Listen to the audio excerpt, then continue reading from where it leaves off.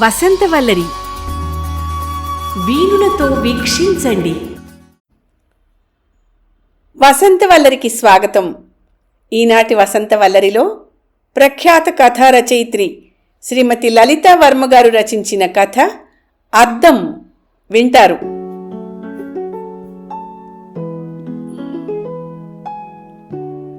కిరణ్ చాలా అసహనంగా ఉన్నాడు.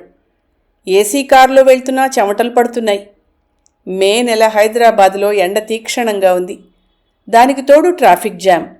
కుక్కట్పల్లి నుండి జూబ్లీ హిల్స్కి 12 కిలోమీటర్ల దూరం. ఉదయం 10ంటికి బయలుదేరాడు భార్య కొడుకుతో. గంటన్నర అయింది, ఇంకా గమ్యం చేరలేదు. మాటిమాటికి చిరాకు పడుతూ డ్రైవర్ని విసిగిస్తూనే ఉన్నాడు. ఇంకా ఎంతసేపు అంటూ.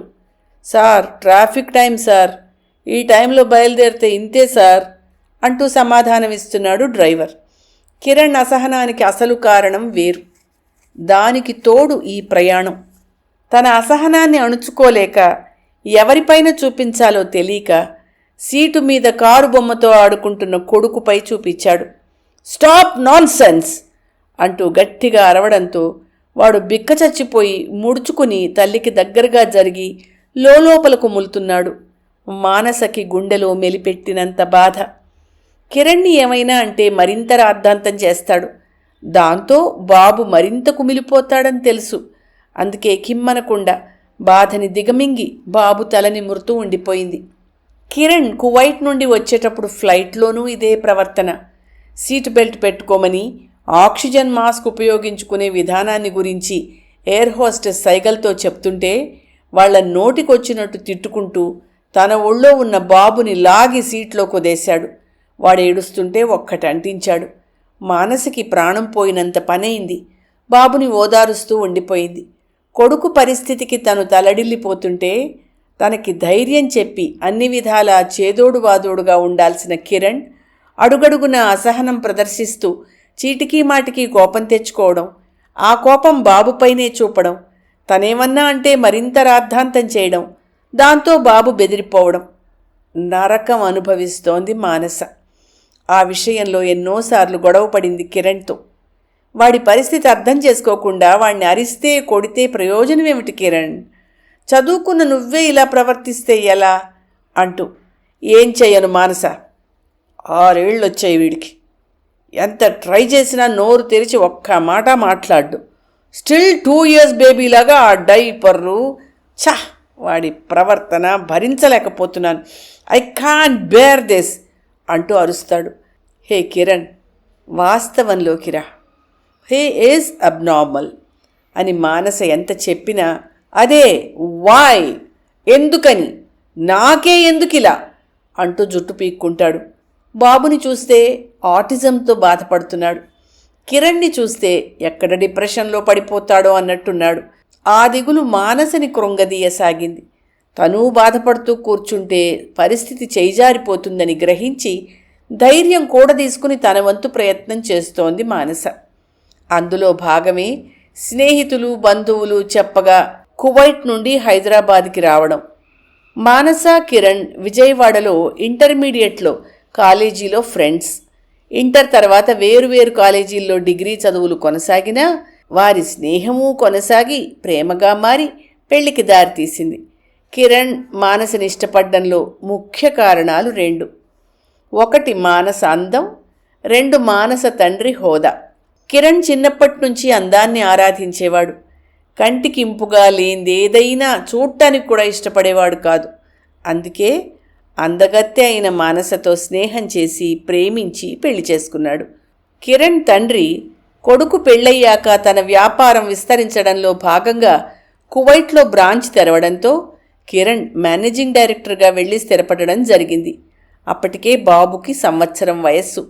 కువైట్కి వెళ్ళాక 2 సంవత్సరాలు వాళ్ల దాంపత్య జీవితం ఆనందంగా సాగింది. బాబుకి 3వ సంవత్సరంలో గాని వాడి సమస్య ఏమిటో తెలియరాలేదు. తెలిసినప్పటి నుంచి వారిద్దరి ఆందోళనకి అంతులేదు. కిరణ్ బిజినెస్ పనుల్లో మునిగి తేలుతూ దొరికిన కాస్త సమయం బాబుతో గడపాలని ఆశించేవాడు. వాడి ముద్దు ముచ్చట్లతో అలసట మర్చిపోవాలనుకున్న కిరణ్కి వాడి పిచ్చి చూపులు, ఎంత చెప్పినా ఏం చెప్పినా అర్థం చేసుకోలేని వాడి పరిస్థితి, ప్రవర్తన విసుగు తెప్పించేవి. రాన్రాను కిరణ్లో అసహనం పెరిగిపోవడంతో కొంతమంది సలహా మేరకి బాబుని ఒంటరిగా ఉంచడం మంచిది కాదని, నలుగురి మధ్య పెంచాలని హైదరాబాదులో మంచి ఇన్స్టిట్యూట్స్ ఉన్నాయని తెలిసి ఇలా రావడం జరిగింది. కూకట్పల్లిలో ఉన్న మానస పెదనాన్నగారి అబ్బాయి ఇంట్లో దిగారు. అతడే జూబ్లీ హిల్స్లోని ఇన్స్టిట్యూట్ గురించి చెప్పి వెంట వెళ్లేందుకు తనకు వీలు కాక డ్రైవర్నిచ్చి పంపాడు. తన స్నేహితుడు డాక్టర్ విల్సన్, న్యూరాలజిస్ట్, లండన్లో ప్రత్యేకంగా పిల్లల్లో ఆటిజం గురించి పరిశోధన చేసి ఇక్కడ జూబ్లీ హిల్స్లో Alambana neuro and rehabilitation speech and language centre పేరుతో ఇన్స్టిట్యూట్ పెట్టాడని, అక్కడ స్పీచ్ థెరపీ వల్ల తనకు తెలిసిన పిల్లల్లో చాలా మార్పు వచ్చిందని చెప్పడంతో కిరణ్ గూగుల్ సెర్చ్ కూడా చేయగా మంచి రేటింగ్సు కనపడ్డాయి. దాంతో మానసలో కొత్త ఆశలు చిగురించాయి. కానీ కిరణ్ ప్రవర్తనలో మార్పు రాలేదు. మానస మనసులో కోటి దేవుళ్లకి మొక్కుకుంది. ఇక్కడ బాబుకి నయమై అందరి పిల్లల్లా నార్మల్గా మారాలని, కిరణ్ కూడా మామూలు మనిషి అవ్వాలని. ఇంతలో కారు ఒక గేటు ముందు ఆగడంతో మానస ఆలోచనల నుంచి బయటపడింది. గేటు దగ్గర సెక్యూరిటీ గార్డ్ సలాం కొట్టి లోపలికి దారి చూపించాడు. గేట్ లోపల అడుగు పెట్టగానే చల్లని గాలి శరీరానికి సోకి అంత ఎండలోనూ ఆహ్లాదాన్ని కలిగించింది. చుట్టూ ఎత్తైన చెట్లు, గేటుకిరుపక్కల అందమైన పూల మొక్కలు, గేటు నుండి రిసెప్షన్ దాకా వెళ్లే దారికి రెండు వైపులా పచ్చని లాన్, అందులో విరగబూసి మందార చెట్లు, మాలి పైపుతో చెట్లకి నీళ్లు పడుతూ ఉండడంతో ఆ నీటి తుంపరలపై నుండి వీచే గాలి చల్లగా హాయిగా తాకి అప్పటి వరకు చేసిన ప్రయాణ బడలికను చేత్తో తీసేసినట్టుగా మాయం చేసింది. ఆ ఇన్స్టిట్యూట్ యజమాని డాక్టర్ విల్సన్ అభిరుచికి నిదర్శనంలా ఉంది ఆ ప్రాంగణం. నిజమే, పూలని ప్రేమించేవారు పిల్లల్ని ప్రేమించగలరు అనుకుంది మానస. రిసెప్షనిస్ట్ దగ్గరికెళ్ళి ఆన్లైన్లో అపాయింట్మెంట్ తీసుకున్న విషయం నిర్ధారించుకుని తమ టర్న్ కోసం ఎదురు చూస్తూ కూర్చున్నారు కిరణ్ దంపతులు. మానస ఆ హాల్నంతా పరీక్షగా చూడసాగింది. హాల్లో ఇంకా 3 దంపతులు తమ పిల్లలతో పాటు కూర్చొనున్నారు. గోడపైన టీవీలో స్లైడ్స్ చూస్తున్నారు అందరూ. ఆటిజం పిల్లలకి రకరకాల ఎక్సర్సైజులు చేయిస్తున్న సిబ్బంది, ఆటలాడిస్తున్న దృశ్యాలు, డ్రాయింగ్, పెయింటింగ్ వగైరా పనులు చేయిస్తున్న దృశ్యాలు మానసని ఆకట్టుకున్నాయి. అక్కడ గోడపై ఉన్న పోస్టర్ ఒకటి మానసని మరింతగా ఆకట్టుకుంది. If they can't learn the way we teach the way they learn. ఇంగ్లీష్లో రాసి ఉన్న ఆ అక్షరాలలోని భావం మానసకి ఎంతో ఆత్మస్థైర్యం కలిగించగా కిరణ్ వంక చూసింది. మానస చూపులోని భావాన్ని గ్రహించిన కిరణ్ తల పక్కకి తిప్పుకున్నాడు.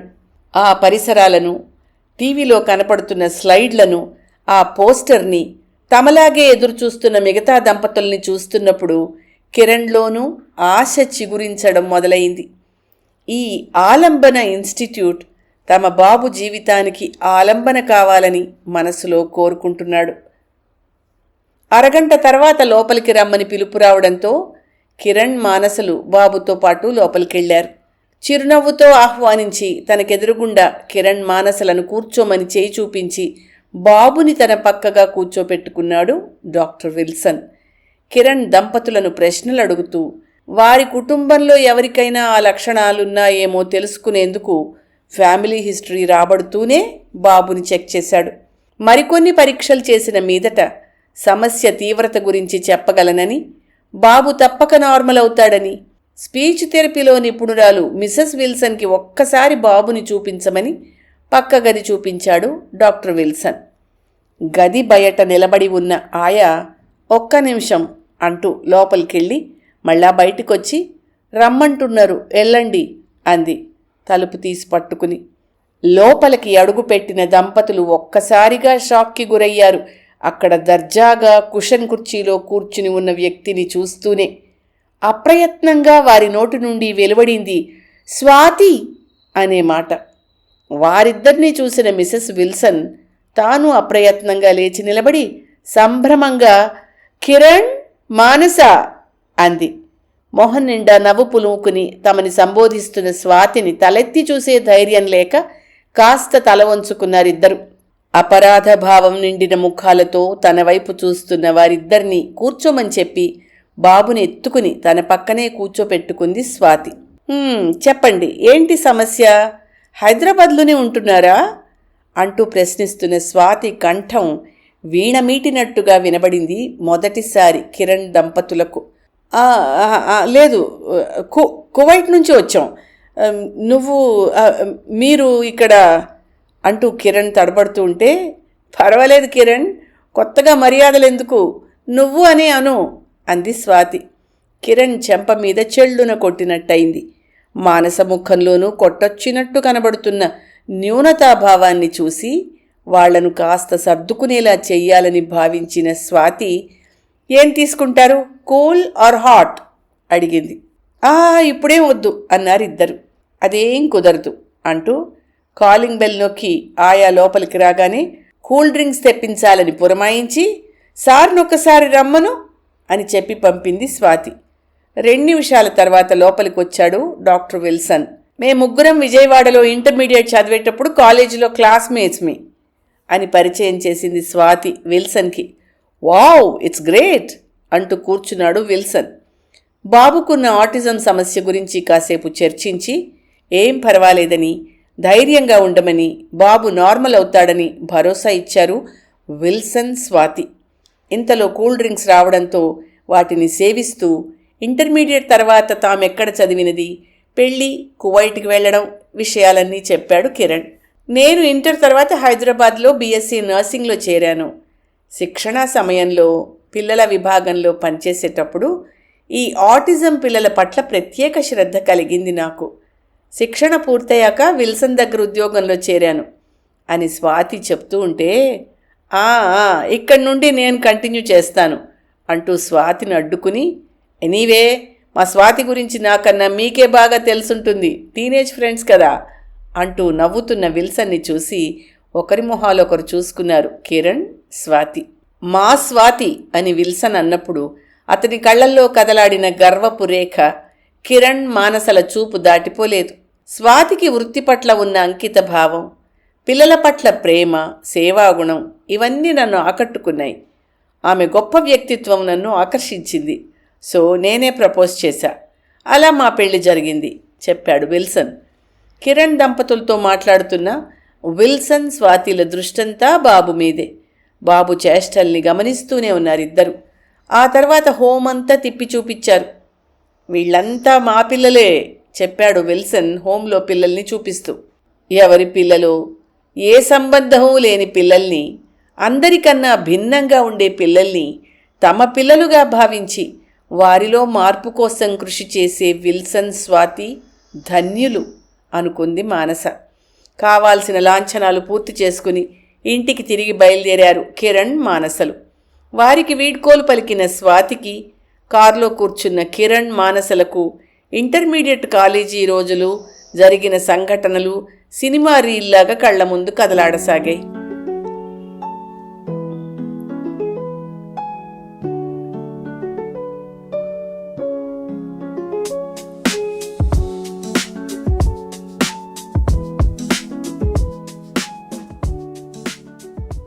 అమ్మో అమ్మాయేనా, ఎల్లోరా శిల్పమా, రంభా ఊర్వశికైనా ఇంత అందం సాధ్యమా అంటూ తన వెనక పాట వినిపించేసరికి ఒక్కసారి తిరిగి చూసింది స్వాతి. అమ్మో రాణి రుద్రమదేవి రోయ్ అని ఒకరు, ఝాన్సీ లక్ష్మీబాయిరా అని మరొకరు కామెంట్ చేస్తుంటే కిసుక్కున నవ్వింది పక్కనే ఉన్న అమ్మాయి. స్వాతి వాళ్ళ సంస్కారానికి నవ్వుకుని తిరిగి వెళ్ళిపోయింది. స్వాతికి అదేం కొత్త కాదు. చిన్నప్పటి నుంచి రకరకాల నిక్ నేమ్స్, రకరకాల కామెంట్స్ తన తోటివారి దగ్గర నుంచే వింటూనే ఉంది. చిన్నప్పుడే తల్లి చనిపోవడంతో నానమ్మ నిరాదరణ తట్టుకోలేక నాన్నే అమ్మ కూడా అయి పెంచాడు స్వాతిని. స్కూల్ మాస్టర్ అయిన నాన్న, ఆదర్శ ఉపాధ్యాయుడిగా పేరు తెచ్చుకున్న నాన్న పెంపకంలో మొక్కవోని ఆత్మస్థైర్యం సొంతం చేసుకుంది స్వాతి. చిన్నప్పటి నుంచి నాన్న చెప్పే భారత రామాయణాది ధార్మిక కథలు, స్వాతంత్ర్య సమరయోధుల త్యాగాల కథలు, శివాజీ వీరగాథలు, మదర్ తెరిసా సేవాగాథలు, ఝాన్సీ రుద్రమ పరాక్రమాలు అన్నీ ఎంతో శ్రద్ధగా వినేది. వివేకానంద, అబ్దుల్ కలాం వంటి మహనీయుల సూక్తులు ఆమె వ్యక్తిత్వాన్ని తీర్చిదిద్దాయి. ఎవరేమన్నా లెక్క చేయని ధైర్యం ఆమె సొంతం. ఇంటర్మీడియట్లో కాలేజీలో చేరిన మొదటి రోజే ఎన్నో వ్యాఖ్యలు వినబడ్డాయి. ఇప్పుడు పాట. స్వాతి అవేవీ పట్టించుకునేది కాదు. చదువులో ఫస్ట్, గొంతు విప్పితే కోకిల కంఠం, మంచి వక్త, లెక్చరర్లందరికీ ప్రత్యేకాభిమానం. అదే కొందరికి కంటగింపుగా మారింది. ఎలా అయినా స్వాతిని ఏడిపించాలని కంకణం కట్టుకున్నారు. అందులో మొదటివాడే కిరణ్. అతనితో పాటు స్వాతిని ఏడిపించాలని ప్రగాఢ కోరికతో ప్రయత్నించేది కిరణ్ స్నేహితురాలు మానస. ఓసారి స్వాతి నోట్ పుస్తకంలోంచి ఒక పేజీని దొంగిలించి అచ్చు స్వాతి చేతిరాత కాపీ చేస్తూ స్వాతి రాసినట్టుగా కిరణ్కి ఓ ప్రేమలేఖ రాసి ప్రిన్సిపల్కి రిపోర్ట్ చేశారు కిరణ్, అతని స్నేహితులు. దాంతో కాలేజీ అంతా ఆ విషయమే చర్చనీయాంశంగా మారింది. మరో అమ్మాయి అయ్యుంటే ఆ అవమానాన్ని తట్టుకోలేక ఏం చేసేదో కానీ స్వాతి ఇసుమంతైనా చెలించలేదు. తను రాయలేదని ఖచ్చితంగా చెప్పింది ప్రిన్సిపల్కి. ప్రిన్సిపల్ గది నుండి బయటకొచ్చిన స్వాతిని వరండాలో కాపు కాచుకుని ఉన్న మానస మిత్ర బృందం రకరకాలుగా కామెంట్ చేశారు. ఆఖరున దీని మొహానికి కిరణ్ కావలసి వచ్చాడా అని మానస వ్యాఖ్యానిస్తే, అదే కదా ఓసారి అద్దంలో మొహం చూసుకోమనవే అంటూ మరో అమ్మాయి సెట్ అయ్యారు. అన్నీ విని కూడా అసలు ఏమీ విననట్టే వెళ్తున్న స్వాతిని చూస్తుంటే వాళ్ళ అహం శాంతించలేదు సరికదా, మరింత మండిపోయారు. ఆ రోజు ఇంటికెళ్ళిన స్వాతి అద్దం ముందు కూర్చుంది. తన రూపాన్ని చూసుకుంది. బాగా పైకి పొడుచుకొచ్చిన కుడి కన్ను, గుంటలో కూరుకుపోయిన ఎడమ కన్ను, లావైన పెదాలు, పై పెదవి పైన పెద్ద కాయలాంటి దానిపై వెంట్రుకలు, మొహమంతా అవాంఛిత రోమాలు, లావుపాటి శరీరం, నల్లని శరీర ఛాయ. ఏవో జన్యుపరమైన లోపాల వల్ల తనకా రూపం సంభవించిందని స్వాతికి తెలుసు. కానీ ఏనాడు తనలా పుట్టినందుకు బాధపడలేదు స్వాతి. పుట్టుక దేవుడిచ్చిన వరం, అది మన చేతుల్లో లేదు. ఉత్తమ గుణం, సత్ప్రవర్తన, ఉన్నత వ్యక్తిత్వం సంపాదించుకోవడం మన చేతుల్లోనే ఉంది. అవే మనిషికి నిజమైన అందాన్నిస్తాయి అని తండ్రి చెప్పిన మాటలు ఆమె ఏ రోజు మర్చిపోలేదు. అందుకే జీవితంలో ఎన్ని అవమానాలు ఎదురైనా లెక్క చెయ్యక తన లక్ష్యం దిశగా అడుగులు వేసింది స్వాతి.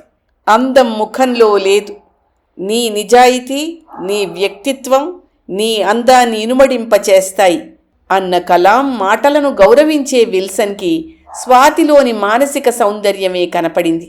ఈ సత్యాన్ని గ్రహించిన కిరణ్, మానస సిగ్గుతో కుచించుకుపోయారు.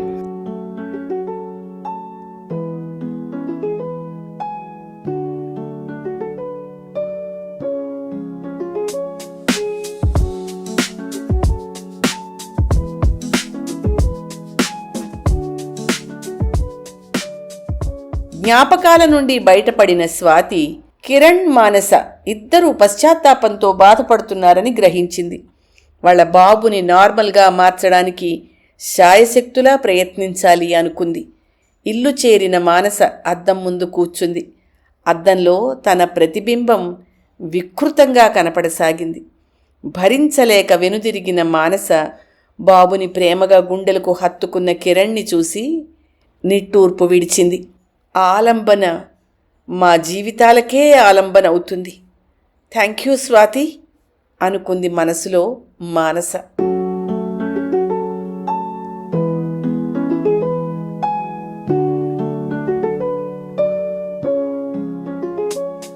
వసంతవల్లరిలో ప్రఖ్యాత కథా రచయిత్రి శ్రీమతి లలితా వర్మగారు రచించిన కథ అద్దం విన్నారు. వసంతవల్లరిలో ఇవాల్టి కార్యక్రమం మీకు నచ్చిందని ఆశిస్తున్నాను. అందుకే లైక్ చేసి మీ మిత్రులకు, బంధువులకు లింక్ను షేర్ చేసి మీ అమూల్యమైన అభిప్రాయాన్ని నాకు కామెంట్ బాక్స్లో తెలియచేయమని, వసంతవల్లరికి సబ్స్క్రైబ్ చేయమని విన్నవించుకుంటూ మీ వసంతలక్ష్మి అయ్యగారికి సెలవు మరి. Thank you. వసంతవల్లరి మిత్రులు, శ్రేయోభిలాషులు, వీక్షకులు, శ్రోతలు అందరికీ ఒక విజ్ఞప్తి. గతంలో లాగానే ఎప్పటికప్పుడు నా కథలను విని స్పందన తెలియచేయమని కోరుతూ, నేను చదివిన కథ మీకు బాగా నచ్చినట్టయితే తప్పకుండా హైప్ ఆప్షన్ నొక్కి నన్ను ప్రోత్సహిస్తారు కదూ.